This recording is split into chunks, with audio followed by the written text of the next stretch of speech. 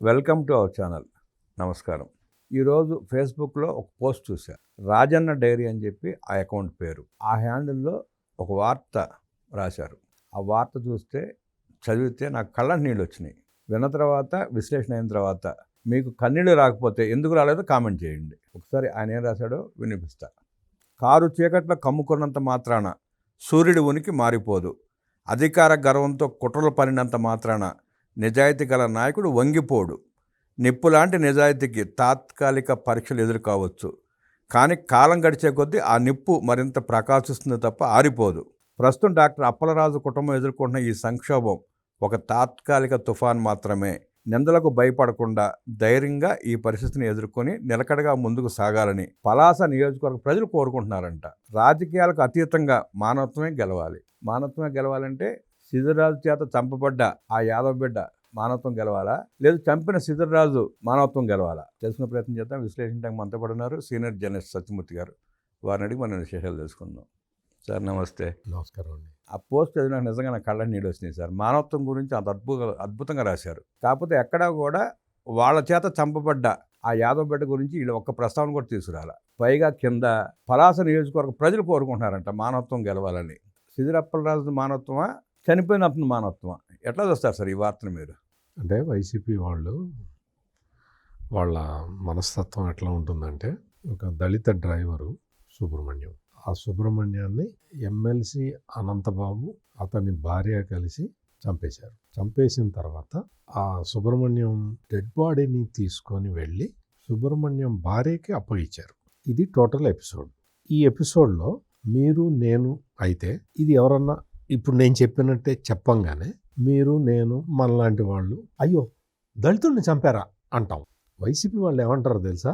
ఆహా, బాడీని వాళ్ళ ఆవిడికి అప్పగిచ్చాడా, గుడ్, మంచి నాయకుడు, పైగా 2 లక్షలు కూడా ఇచ్చాడు దినం చేసుకోమని. మంచి నాయకుడు కాకపోతే మామూలుగా ఎవరన్నా అయితే చంపి అవతల పడేస్తారు. మా అనంతబాబు చాలా సౌమ్యుడు, చాలా మర్యాదస్తుడు, చాలా గొప్ప వ్యక్తి. అందుకనే చంపిన తర్వాత డెడ్ బాడీని జాగ్రత్తగా ప్యాక్ చేసి డిక్కీలో కూడా పెట్టకుండా వెనక సీట్లో వేసుకొని వెళ్ళి వాళ్ళ ఆవిడికి ఇచ్చాడంటే ఎంత మహానుభావుడు అని చెప్పే బ్యాచ్, దరిద్రపు బ్యాచ్ ఈ వైసీపీ బ్యాచ్. ఎందుకు అంటే ఇంత హార్ష్గా ఎందుకు చెప్పాల్సి వస్తున్నది అంటే, అన్ని పనులు, అన్ని నేరాలు ఎటువంటి నేరాలు అంటే కేవలం చట్టానికి దొరికే నేరాలు మాత్రమే కాదు, సమాజాన్ని విచ్ఛిన్నం చేసే నేరాలు చేసే ఈ బ్యాచ్ అంతా కూడా వచ్చి వీళ్ళు చెప్పేవన్నీ ఇట్లాగే ఉంటాయి. వీళ్ళ దృష్టిలో అతి పెద్ద నేరం ఏంటో తెలుసా? అతి పెద్ద నేరం తిరుపతిలో తిరుమల కొండ మీదకి వెళ్ళే దాలో 7వ మైల్ దగ్గర ఆంజనేయ స్వామి విగ్రహం ఉంటే ఆ విగ్రహం మాయమైతే దాని మీద కంప్లైంట్ రాగానే కూటమి ప్రభుత్వం కరెక్ట్గా 36 గంటల్లో ఆ విగ్రహం ఎవడు తీసుకెళ్ళాడో పట్టుకున్నారు. విగ్రహం మాయం కాగానే ఫస్ట్ తెలిసింది భూమన కరుణాకర్ రెడ్డికి. ఎట్లా తెలిసిందని మీరు అడగమాకండి, నేను చెప్పను. ఫస్ట్ తెలిసింది భూమన కరుణాకర్ రెడ్డికి. వచ్చేసి వెంటనే టక ప్రెస్ కాన్ఫరెన్స్ పెట్టేసి తిరుమలలో ఘోర అపచారం, మొత్తం అసలు దేవదేవుడికి అన్యాయం చేసింది ఈ కూటమి ప్రభుత్వాన్ని మొదలుపెట్టాడు. చెప్పాడు. మొత్తం చెప్పిన తర్వాత ఈ విగ్రహాన్ని ఇట్లా మాయం చేశారు, అది చేశారు, ఇది చేశారు అని చెప్పిన తర్వాత ప్రభుత్వం పోలీసులను పంపించి ఒక 24 టీములను పెట్టింది. ఎందుకు దేవుడి విగ్రహం పోయింది? ఆ విగ్రహం రాతి విగ్రహం, అదేదో బంగారపు విగ్రహం కూడా కాదు, కానీ సెంటిమెంటే కదా, దేవుడి సెంటిమెంటే కదా. అందుకనే ఒక 24 టీముల్ని పంపించి మొత్తం వెతికితే వాడు దొరికాడు. వాడి దగ్గర నుంచి ఆంజనేయ స్వామి విగ్రహాన్ని రికవరీ చేశారు. మళ్ళీ తీసుకొచ్చి అక్కడ సంప్రోక్షణ చేసి ఆ విగ్రహాన్ని మళ్ళీ పునఃప్రతిష్ఠించారు. ఈ వైసీపీ బ్యాచ్ అంతా విగ్రహం దొంగిలించిన వాడు తెలుగుదేశం వాడని ప్రచారం మొదలుపెట్టారు. గంటా శ్రీనివాసరావు అనుచరుడు అని కూడా ఫోటోలు వేశారు. అసలు నీకు విగ్రహం పోయిందన్నావు, పోలీసులు వెళ్ళారు, వెతికారు, తెచ్చారు. మళ్ళీ బ్రాహ్మణులు, వైదిక ఉత్తములు వాళ్ళందరూ తీసుకొచ్చి దాన్ని అక్కడ పునఃప్రతిష్ఠ చేస్తున్నారు. నీకు కావాల్సింది అదే కదా. సరే, పోయిందనగానే భూమన కరుణాకర్ రెడ్డి ముందుకు వచ్చి ప్రెస్ కాన్ఫరెన్స్ దొరికాడు అనగానే మన గంటా శ్రీనివాసరావు పక్కన ఫోటోలు మొదలు పెట్టారు. వెంటనే మళ్ళీ వచ్చి భూమన కరుణాకర్ రెడ్డి చెప్పాలి కదా, విగ్రహం దొరికిందిట, మనం పోలీసుల్ని మనం అభినందించాలి అని ఏదో చెప్పాలి. నీకు అంత మంచి మనసు లేదు. విగ్రహం దొరికిందిట అని సంతోషాన్న పడాలి.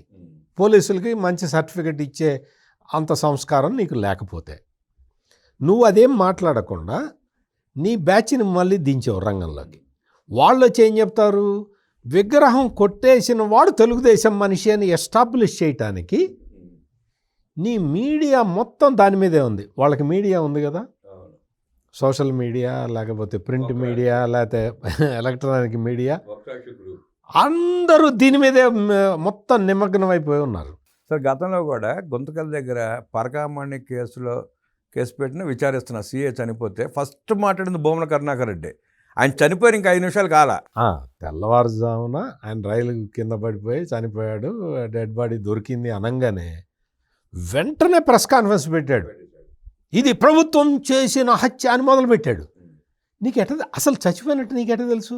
నీకు ఎవరన్నా చంపారా? చంపు ఉండొచ్చుగా, ఎవరైనా చంపు ఉండొచ్చుగా, ఆత్మహత్య చేసుకున్నాడు అని చెప్పాడు. ఎట్లా చెప్తావు నువ్వు? అంటే వీళ్ళకి ఏంటి అంటే సమస్య సాల్వ్ అయింది అంటే ఆ సమస్య సాల్వ్ అయింది అన్న దానికన్నా దాన్ని రాజకీయం చేయటం అనేది ఇంపార్టెంట్. ఇప్పుడు ఈ సీదిరి అప్పలరాజు మీద మొత్తం చాలా అతనేదో ఒక పెద్ద ప్రజాస్వామ్యానికి ఒక మూల స్తంభంలాగా, అత్యంత నిజాయితీపరుడైన ఒక రాజకీయవేత్తలాగా, ఒక అసలు అతను లేకపోతే ఈ ప్రపంచం ముందరికి వెళ్ళదు. గాంధీ గారు చనిపోయిన రోజున కూడా ఇంత భావోద్వేగపూరిత వార్తలు రాలా, వ్యాసాలు రాలా, వ్యాసం వచ్చి ఉండదు. అటు ఇంతకీ అతను చేసిన మంచి పని ఏమిటి అంటే, ఆ సీదిరి అప్పలరాజుకు కొడుకున్నాడు. ఆ కొడుక్కి ఒక బుల్లెట్ మోటార్ సైకిల్ వచ్చింది చేతికి. వెళ్ళాడు, పెట్రోల్ కొట్టించుకున్నాడు, ఫుల్గా ట్యాంక్ ఫుల్ చేయించాడు, జోరుదారుగా వెళ్ళాడు. ఒక దానయ్య అనే అతన్ని యాదవ్ కులస్తుడిని గుద్ది అవతల పడేశాడు. గుద్దితే అతను గిలగిల కొట్టుకుంటూ ఉంటే ఇంకా ప్రాణం ఉన్నది. మనిషిలో ప్రాణం ఉండగా కూడా, ఉన్నట్టు తెలిసి కూడా వాళ్ళ డాడీకి ఫోన్ చేశాడు. వాళ్ళ డాడీ అంటే ది గ్రేట్ సీదిరి అప్పలరాజు, మాజీ మంత్రి, జగన్మోహన్ రెడ్డికి సన్నిహితుడు, ఇంకా రకరకాలు. ఇంకా జగన్మోహన్ రెడ్డికి సన్నిహితుడు అనే ఒక అడ్జెక్టివ్ వాడితే ఇంకా మీరు అతని గురించి అన్నీ వచ్చేస్తాయి. ఇట్లా గుద్దాను అంటే ఓకే, వెరీ గుడ్, నువ్వు గుద్దావు కదా, అక్కడే ఉండు, నేను వస్తున్నా అని చెప్పి వెళ్ళి గుద్ది రోడ్డు మీద ప్రాణాపాయ స్థితిలో పడిపోయిన వ్యక్తిని కాకుండా గుద్దిన తన కొడుకుని తీసుకొని హాస్పిటల్కి వెళ్ళాడు. ఎంత గొప్ప నాయకుడండి! ఒక మనిషి రక్తం మడుగులో గిలగిల కొట్టుకుంటూ ఉంటే ఆ వ్యక్తిని కాకుండా మోటార్ సైకిల్ మీద సేఫ్గా కూర్చొని ఉన్న, ఇంకొక మాట కూడా అంటాను, నా కడుపు మంట ఆగట్లేదు, దుక్కలాగా బలిసిన వాడు, బాగా డబ్బు మదం చేసిన వాడు, వాడిని తీసుకెళ్ళి హాస్పిటల్కి తీసుకెళ్తావా? హాస్పిటల్కి ఎవరిని తీసుకెళ్ళాలి? పలాస ప్రజలు హాస్పిటల్కి తీసుకెళ్లాల్సింది ఆ గొర్రెల కాపర్ని అంటున్నారు. వెళ్ళి చెక్ చేసుకో, పలాసలో ఈ రోజున అడుగు, గొర్రెల కాపర్ని దానయ్యని తీసుకెళ్తావా హాస్పిటల్కి? రక్తం అడుగులో ఉన్న వ్యక్తిని నీ కొడుకును హాస్పిటల్కి తీసుకెళ్తావా అని అడుగుతున్నారు.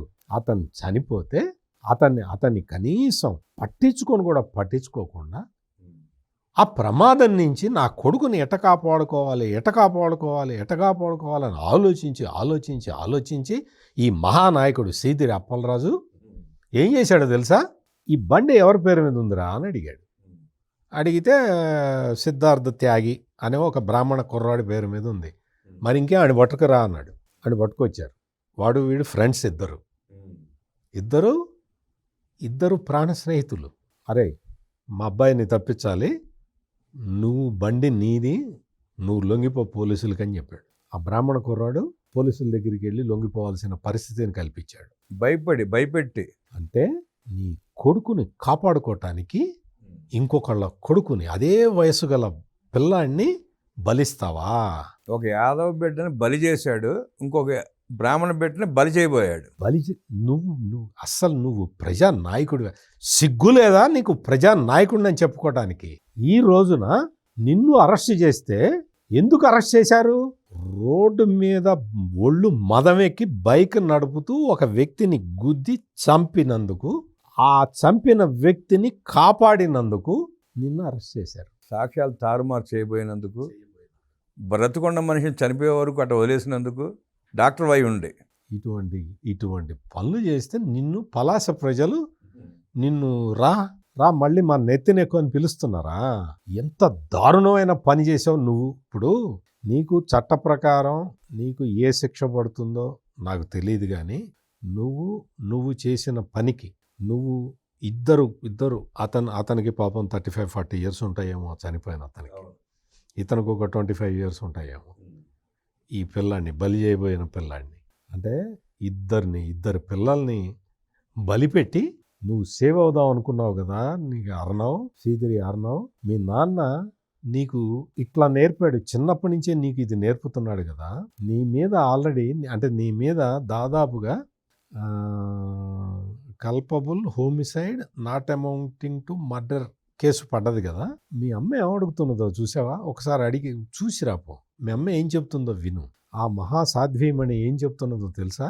అసలు నిజంగా ఒకసారి నాకైతే మతిపోయింది. సీదిరి అప్పలరాజు భార్య మాట్లాడి సీదిరి అప్పలరాజు భార్య ఏమని మాట్లాడిందంటే, చచ్చిపోయిన ఆ గొర్రెల కాపరి చచ్చిపోని ఈ కేసులో ఇరికిద్దామని చూసిన బ్రాహ్మణ కుర్రాడు పోతే ఈ అతన్ని కొడుకుని కాపాడటానికి ప్రయత్నించిన సీదిరి అప్పలరాజు చాలా మంచి వ్యక్తి, తీసి పక్కన పెట్టు. చచ్చిపోయిన వ్యక్తికిట గవర్నమెంట్ ₹1 పరిహారం ఇవ్వాలి. చంద్రబాబు నాయుడు వచ్చి గుద్దింది నీ కొడుకు, వాడిని కాపాడింది నీ మొగుడు, వాడి ఫ్రెండ్ని తీసుకొచ్చి బలిపీఠం ఎక్కిద్దామని ప్రయత్నం చేసి సాక్ష్యాలు తారుమారు చేసిన వ్యక్తి నీ భర్త. నువ్వేమంటున్నావు? చంద్రబాబు నాయుడు వచ్చి ₹1 ఇవ్వాలట చనిపోయిన వ్యక్తికి. నువ్వేం చేస్తావు? గుద్దుతావా? నువ్వు ₹1 గవర్నమెంట్ ఇస్తే నువ్వు గుద్దుకుంటూ పోతావా? అందరినీ పలాస ప్రజలందరినీ చంపుకుంటూ పోతావా? మదమెక్కున్న కొడుకు చంపుకుంటా పోతా ఉంటే ఒళ్ళు బలిచిన మొగుడు ఇట్లా వ్యవహారాలు చేసుకుంటా ఉంటాడు. ఈవిడ ఇట్లా మాట్లాడుతూ ఉంటుంది. ఈమె మాట్లాడి చంద్రబాబు నాయుడు ₹1 ఇవ్వాలి. ఎందుకు ఇవ్వడు చంద్రబాబు నాయుడు ₹1 అని అడుగుతున్నది. నీ భర్త ఏం చెప్పాడు? 1,50,000 ఇస్తాము. ఆ చచ్చిపోయిన అతని భార్యని వాళ్ళ ఇంటికి పాచి పనికి పంపించాలట. మనుషులా అసలు? మీరు అసలు మనుషులేనా? అసలు ఎంత అహంకారం కాకపోతే ఆవిడ అట్లా మాట్లాడుతుందండి. ఎంత అహంకారం అండి. పైగా వైసీపీ మహిళా నేతలు వాళ్ళు మాట్లాడతారు. సీదిరి అప్పలరాజు భార్య కన్నీరు మున్నరే ఏడుస్తూ ఉంటే వీళ్ళ కళ్ళ నీళ్ళు వచ్చేసినాయి అంట. ఆమె బాధపడిపోయిందంట భర్తను అరెస్ట్ చేస్తారు. మరి చనిపోయిన అతను గొర్రెల కాపరి కుటుంబం ఏంటి? తినటానికి తిండి లేదు రామరమ్మ గారు పిల్లలకి. వాళ్ళంటే మనుషులే కనపట్లే వీళ్ళకి. వాళ్ళ ప్రాణాలు కాదు, వీళ్ళే ప్రాణాలు. వాళ్ళకున్న 2 పిల్లల్లో, ఆ చనిపోయిన అతనికి ఉన్న 2 పిల్లల్లో ఒక పిల్లాడికి జ్వరం వస్తే వాళ్ళకి పెట్టడానికి తిండి లేకపోతే ఎవరో వెళ్తూ బిస్కెట్ ప్యాకెట్ ఇచ్చిపోతే ఆ బిస్కెట్లని నీళ్లల్లో ముంచి పెడుతున్నది రామరమ్మ గారు. ఆ తల్లి నిజంగా ఆ తల్లి గుండె కోతని చూస్తే మనం నిజంగా మనుషులం అయితే ఏడవాలి. మనం సహాయం చేయలేని పరిస్థితుల్లో ఉన్నందుకు మనం ఏడవాలి. అటువంటి దారుణమైన పరిస్థితులు. అసలు అహంకారంతో ఒళ్ళు బలిసి కొవ్వెక్కిన మాటలు మాట్లాడుతున్నారు, కానీ ఆ పిల్లల ఆ చనిపోయిన వ్యక్తి భార్య ఉసురు తగలక మానదు వీళ్ళకి. ఖచ్చితంగా అతను చనిపోయిన దానయ్య తల్లి ఆమె నిజంగా ఎంత అమాయకంగా చెప్తున్నది అంటే, అయ్యా నా కొడుకు అందగాడయ్యా, ఆ ఫోటో చూడు, ఆ ఫోటో దండయిస్తున్నారు చూడు అని ఆ తల్లి పడుతున్న ఆవేదన చెప్పి ఆమె ఏం చెప్పింది అంటే, నీకు డబ్బులు ఉండొచ్చు, నీకు పదవి ఉండొచ్చు, నీకు మొత్తం నీకు మంది మార్బలం ఉండొచ్చు, కానీ ధర్మం మా వైపు ఉంది అని ఆ తల్లి చెబుతూ ఉండే ముసలామ చెబుతూ ఉంటే, ఈ తల్లి ఆయన భార్య, చనిపోయిన అతని భార్య కన్నీరు మున్నీరుగా ఏడుస్తూ ఆ 2 పిల్లల్ని ఎట్లా పెంచాలి, ఈ ముసలి అత్తగారిని ఎట్లా సాకాలి, తనెట్లా బతకాలి అని అక్కడ ఆ కుటుంబం ఏడుస్తూ ఉంటే నువ్వేం చెప్తావు? నువ్వు ఒక మహిళ అయి ఉండి నువ్వు అసలు మామూలుగా నీకేంటి రాజకీయాలతో నీకేం సంబంధం? Are you a politician? No, నీకేం సంబంధం? నీ భర్తను అరెస్ట్ చేశారు అంటే భర్తకు ఎట్టాగో శిక్ష పడుతుంది, బయటకు రాడు, ఎన్నికల్లో పోటీ చేసి అర్హత కోల్పోతాడు, ఇట్లా మాట్లాడితే జగన్మోహన్ రెడ్డి నాకు సీట్ ఇస్తాడని చెప్పి ఫీల్ అయ్యి మాట్లాడుతూనేమోనండి. అంటే ఈ దారుణంగా ఆలోచించే మనుషులు ఇంతకన్నా గొప్పగా ఏం ఆలోచిస్తారు? వాస్తవంగా మానవత్వం ఉంటే ఆ పరిస్థితిలో ఉన్న ఆ కుటుంబాన్ని నేను దత్త తీసుకుంటాను, ఆ పిల్లల్ని నేను పెంచుతాను, ఆ కుటుంబాన్ని నేను పోషిస్తాను ఆమె ప్రకటించాలి. మానవత్వం ఉంటే. మానవత్వం ఉంటే చెప్పాలి కదండి. ఆమె తల్లే కదండి. కొడుకు జైలుకి వెళ్తే ఏడుస్తున్నది కదండి. మరి ఆ ఇద్దరు పిల్లలకి తండ్రి పోయాడు కదండి, లేడు కదా. ఇంక ఈవిడ కొడుకు 18 ఏళ్ళు వచ్చినాయి, ఎట్టా తినాలి ఎట్ట బతకాలో తెలుసు. ఆ పసిపిల్లవాళ్ళు. పసిపిల్లలు నిజంగా శాపం పెట్టే శక్తి దేవుడు మనకి ఇవ్వలేదు, కానీ నిజంగా శాపం పెట్టాలంటే ఎటువంటి శాపం పెట్టాలి రామరమ్మ గారు? ఇంత దారుణమైన మనుషులు. ఈ సీదిరి అప్పలరాజు భార్యని పరామర్శించటానికి ఈ వైసీపీ నాయకులందరూ క్యూ కట్టారండి. ప్రతివాడు వెళ్తున్నాడు, పరామర్శిస్తున్నాడు. ఆమెకి ఏం కష్టం వచ్చింది? కష్టం వచ్చింది ఎవరికి? ఈ కుటుంబానికి. ఈ తల్లి కొడుకును కోల్పోయిన తల్లికి వచ్చింది కష్టం, భర్తని కోల్పోయిన భార్యకు వచ్చింది కష్టం, ఈ తండ్రిని కోల్పోయిన ఇద్దరు చిన్న పసిబిడ్డలకు వచ్చింది కష్టం. కష్టం ఎవరికి వచ్చింది? నువ్వు పరామర్శించడానికి వెళ్తున్నది ఎవరి దగ్గరికి? వైఎస్ఆర్ కాంగ్రెస్ పార్టీ రాజకీయం ఎంత దిగజారిపోయిందో, ఎంత దివాళా కోర రాజకీయం చేస్తున్నారో అర్థమైపోతుంది స్పష్టంగా. మీకు ఎంత నీచం అండి ఇది! సీదిరి అప్పలరాజు భార్యని పరామర్శించడానికి క్యూ కడతారా? ఆ తల్లిని, ఆ భార్యని, ఆ ఇద్దరు పిల్లల్ని పరామర్శించే దిక్కు లేదా నీ పార్టీ నుంచి? యాదవులందరినీ ఉద్ధరిస్తానని చెప్పి నువ్వు రాయలసీమలో పెద్ద మీటింగులు పెట్టావు కదా. చనిపోయిన అతను యాదవ్ కదా. మరి ఆ రోజున అక్కడికి వెళ్ళి రాయలసీమలో యాదవుల సభలు పెట్టి యాదవులందరూ కలిసికట్టుగా ఉండాలి, అందరూ వైసీపీకి అనుకూలంగా ఉండాలని చెప్పిన నాయకుడు, ఈ వైసీపీ నాయకుడు ఒక్కడైనా వెళ్ళి ఆ కుటుంబాన్ని పరామర్శించారా? అంటే నీకు బాగా సొసైటీలో బాగా బలిసిన వాడు, బాగా డబ్బులు ఉన్నవాడే నీ దృష్టిలో మనిషిగా కనపడతాడా? మిగతా వాళ్ళు అంటే పోనీ ఆ యాదవ్ సామాజిక వర్గం వాళ్ళు కాదు కాబట్టి వాళ్ళు ఎన్నైనా మాట్లాడతారు, ఎన్నైనా చేస్తారు. కనీసం అధికార ప్రతినిధి, అతని పేరు నాగార్జున యాదవ్ ఏదో ఉందో, మొన్న రెచ్చిపోయి మాట్లాడాడు తెలంగాణ సీఎం మీద. అతను యాదవ్ కులస్తుడే. ఇవాడు ఎందుకెళ్ళి మాట్లాడట్లేదు? అనిల్ కుమార్ యాదవ్ మాజీ మంత్రి రెచ్చిపోయి మాట్లాడేవాడు, ఎందుకెళ్ళి పరామర్శించి మాట్లాడలేకపోతున్నాడు, ఆదుకోలేకపోతున్నాడు. అంటే జగన్మోహన్ రెడ్డికి అవసరం అయితేనే కులం గుర్తొస్తుంది వీళ్ళకి. అంతే. మీరు ఇంత దారుణంగా సొసైటీ పట్ల ఇంత అసలు మామూలు కనీస విలువలు కూడా లేకుండా ప్రవర్తించటం అనేది ఈ వైఎస్ఆర్ కాంగ్రెస్ పార్టీ నాయకులకే సరిపోతుంది. అంటే నిజంగా ఒక్కొక్కసారి తలుచుకుంటూ ఉంటే అసలు వీళ్ళు మనుషులేనా? వీళ్ళు అసలు ఈ సమాజంలో వీళ్ళు బతకటానికి అర్హులేనా అనిపిస్తుంది. నీ రాజకీయం తుచ్చమైన నీచమైన నీ రాజకీయాన్ని తీసి పక్కన పెట్టి ఒక్కసారన్నా మానవత్వంతో ఆలోచించు. సార్, మనం ఈ 2 సంవత్సరాలు గమనిస్తే, సరే గతంలో అధికారం చేపట్టాడు, దోచుకున్నాడు, లక్షల కోట్లు సంపాదించుకున్నాడు, ఓకే, వదిలేశారు ప్రజలు. ఈ 2 సంవత్సరాల్లో ఏ కార్యక్రమం చూసినా హంతకుల్ని, గంజాయి బ్యాచ్ని, ఇట్లా చంపేసేవాళ్ళని, భూ కబ్జా చేసేవాళ్ళని తప్ప జగన్ రెడ్డి ఎవరిని పలకరించలే. అతని వ్యవహార శైలి, అతని పార్టీ నడిపితే స్పష్టంగా అర్థమైపోతూ ఉంది. కనీసం ప్రజలు ఇప్పటికైనా సీదిరి అప్పలరాజు కుటుంబం వల్ల బలైపోయిన ఆ కుటుంబాన్ని దృష్టిలో పెట్టుకుని కళ్ళు తెరిచి జగన్ రెడ్డి అనేవాడిని రాష్ట్రంలోకి రానిస్తే ఆల్మోస్ట్ కుటుంబాల పరిస్థితి అన్ని ఇట్లాగే అవుతుంది. అధికారం చేపట్టకపోయినా ఇట్లాగే వదిలేస్తే, అడ్డుకోకపోతే దానయ్య కుటుంబం పరిస్థితే రాష్ట్రంలో ప్రతి ఒక్కరికి వచ్చే అవకాశం ఉంది. కళ్ళు తెరిచి ప్రజలు ఇవాళ గల వైఎస్ఆర్ కాంగ్రెస్ పార్టీ చొక్కా బట్టు నిలదీసి రాష్ట్రం నుంచి తరిమి కొట్టకపోతే రాష్ట్రం పరిస్థితి ఏమవుతుంది సార్? ప్రజలు కళ్ళు తెరవకపోతే, జగన్ రెడ్డి ముఠాని ఈ రాష్ట్రం నుంచి తరికొట్టకపోతే దానయ్య కుటుంబం పరిస్థితే ప్రతి కుటుంబానికి ఎదురే పరిస్థితి వస్తుంది. కళ్ళు తెరవండి. వైఎస్ఆర్ కాంగ్రెస్ పార్టీ నాయకుడు అనేవాడిని, జెండా వేసుకునేవాడిని తరిమి కొట్టండి.